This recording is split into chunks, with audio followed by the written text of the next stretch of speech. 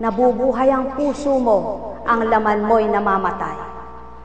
Ang sabi nga po, kaya nga may puso, may katawan, at ang katawan, ang nilalang. Ang nilalang, may katawan. Ang katawan, may damdamin. Subalit kapag ang katawan at ang puso ay hindi nagtugma ang damdamin, iba ang layo ng laman, iba ang layo ng damdamin, hindi magkakatugmayaan.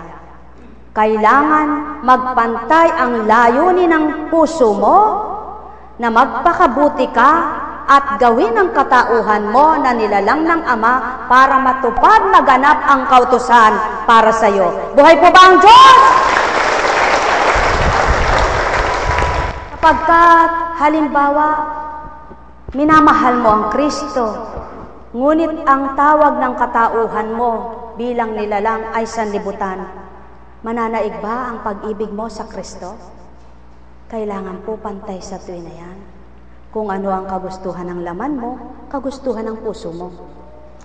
At kapag ang nanaig naman na kagustuhan ng puso mo'y kaiba at ang layo ng katawan mo ay nagtugma naman ng dahil sa pagkakaibang hindi tamang pag-ibig, may pagkakamali rin po.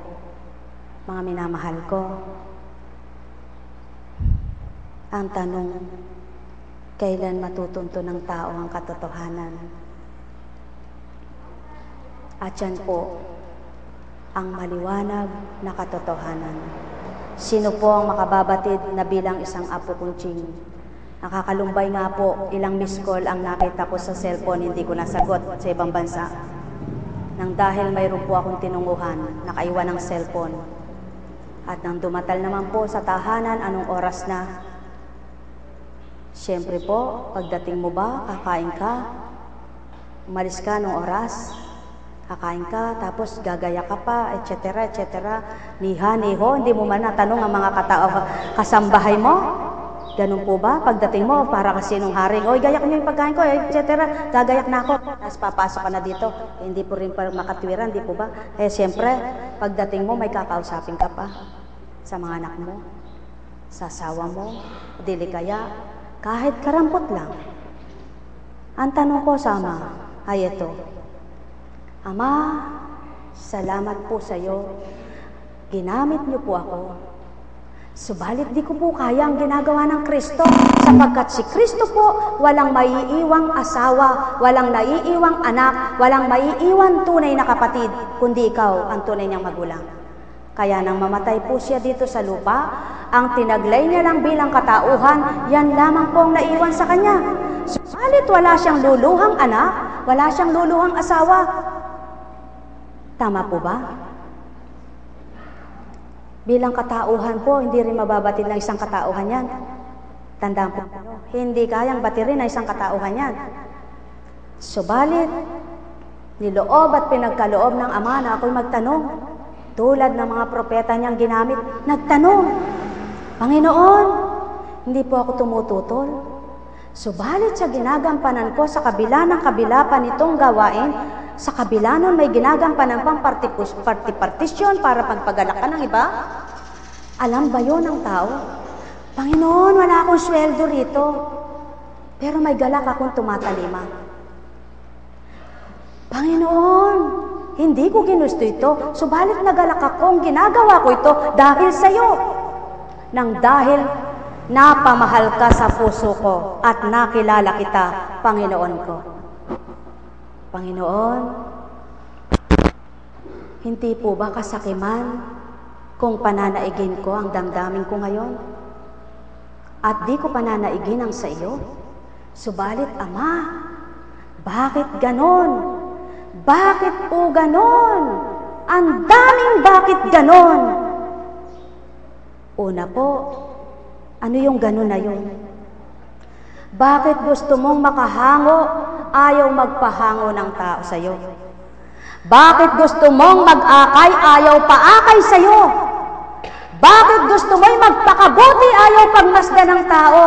Bakit gusto ko'y magpakatotoo, bakit di makita ito? Bakit gusto ko'y ikaw na lang ang kasama ko, bakit di madama ng tao ito? Ama, yan ang tanong ko sa iyo. Ang dami kong tanong. Bakit nga po ba? Isang walang sweldo, napapagalak ng tao, na nagpapamahal sa damdamin mo at minamahal ka at kilala ka. Yaon lamang po amang nagmamahal sa akin. Yung totoong may takot sa iyo at nagmamahal sa iyo, yun lamang po nagmamahal sa akin at tumatanggap sa akin. Yun lamang Ama ang tumutulong sa akin. Subalit yung hindi pagganap sa iyo, laksa ang bilang nila. Araw-araw bibilangin mo, mahigit 100 ito. Ibilang mo sa loob ng isang buwan, Ama. Alisin mo ang 4 na araw ng linggo. Ilan po ang taong nagpapakatotoo sa iyong espiritu sa katauhan ko? Ama, itong tanong ko sa iyo. Bakit ganyan ang tao? Sino nga ang magbabata? Hindi ako si Kristo.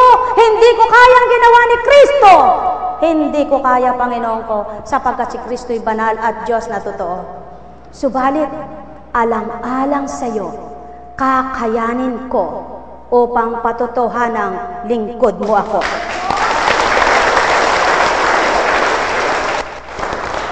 Ama, masakit. Masakit ang ikaw ay saktan ng kapwa mo. Masakit yung pinagpapakasakitan mo, hindi makita ang pagpapakasakit mo.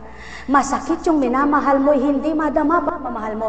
Masakit, Ama, ang iniiwan mo ang sarili mo. Ang mga mahal mo, itatalikdan mo alang-alang sa Kanya, subalit di niya madama at makita. Ganyan pala, Ama, ang nararamdaman mo. Ganyan pala, Ama, ang hirap na nararamdaman mo. At salamat sa pagkakataong pinababatid mo sa akin, pinadadama mo, at salamat sa pagpapakilala mo. Kung hindi, isa rin akong anak mo, sutin. Palaangal, palakatwiran, maraming katwiran, ngunit ang katwiran mo hindi ko maapuhap. Maraming gusto, ngunit ang gusto mo hindi ko matupad. Salamat po, Ama. Isa ako sa nagsakripisyo sa dugo at laman ng Kristo.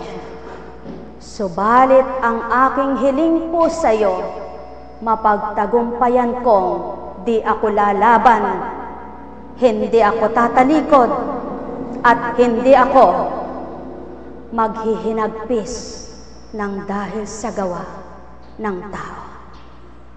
Mga mahal ko, ilan kaya ang may katwiran na isasaalang-alang ang katwiran niya dahil mahal mo ang paglilingkod mo, dahil mahal mo ang tinanggap mo, dahil mahal mo ang kinilalang Diyos mo. Lahat po ng tao ay nasasaktan.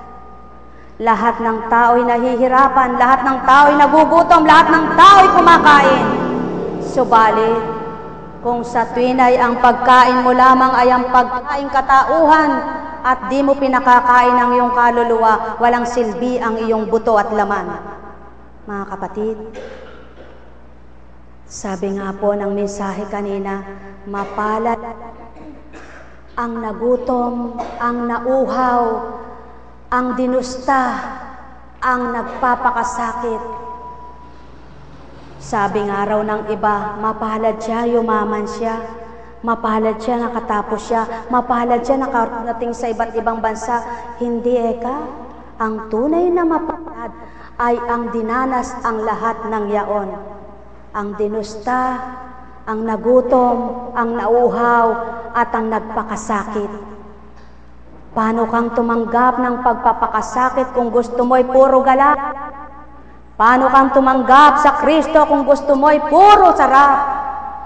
Subalit sino nga po ang tutupad at gaganap nito? Napakahirap tuptin at gawin, mga mahal ko, sa ganang katauhan. Subalit napakagaang unawain at tanggapin kung mababatid nyo at mamahalin ang kautusan ng Ama. At yan po ang magpapabago sa tao.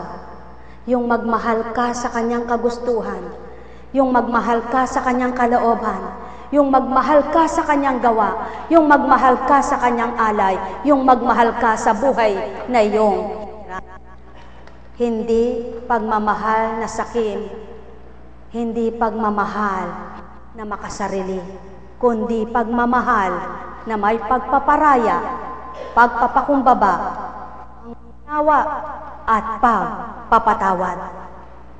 Napakahirap po ang pagbabago. At yan ang pinadama ng Kristo. Para mong nararamdaman ang bawat hagupit ng latigo, bawat tao'y nagkakasala sa mundo. Subalit, sino po ang tatanggap nito at sinong magpapakabanal na tao? Wala. Walang magpapakabanal, lalo na't kung siya'y hirapan. Walang pipiliin ang kabanalan, lalo't siya'y nasasaktan.